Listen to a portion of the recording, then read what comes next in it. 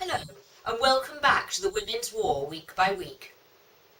Do you remember that I recently told you how the French and Serbian authorities had accepted Dr. Elsie Ingall's offer of a fully equipped and self-funded hospital unit?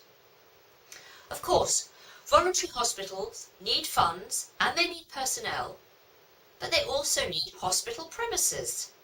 And while the Scottish Women's Hospital Committees were dealing with the first two requirements by busily fundraising and interviewing volunteers, of whom there was no shortage, the French president of the Red Cross, Madame de la Panouse, began hunting for a suitable building in which to house this Scottish Women's Hospital. In 1914, there was a real fear amongst the male military authorities that women who sought to follow the guns may have a less than serious reason for wishing to be close to soldiers.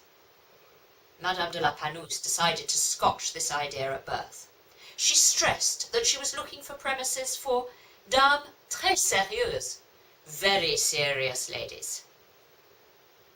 There is no question that the Scottish women, or SWH as they were known, had serious aims, but they also had, as we shall find out over our journey through the Women's War, great senses of humour.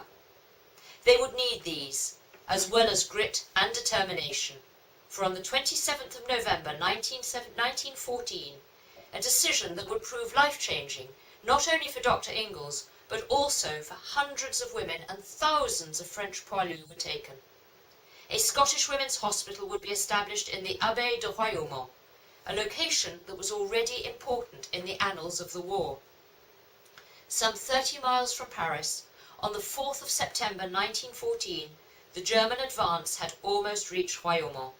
The victory, or what became known as the Miracle of the Marne, had halted the enemy advance very, very nearby. But another miracle was about to take place at Royaumont, one that lasted for 4 years, and would save the lives of thousands of French and French colonial soldiers, and would play a key role in how the medical profession viewed women doctors and surgeons. However, the first miracle that had to be performed was a more mundane one, simply readying the Abbey to receive its patients. It was, and indeed it still is, stunningly beautiful.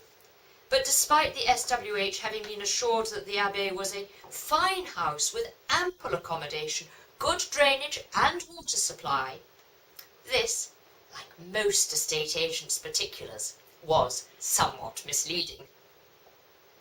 Author and ardent supporter of women's suffrage Cicely Hamilton commented that the Abbey in all its magnificence was ours, but, she goes on to add, it does not offer us very much more than magnificence.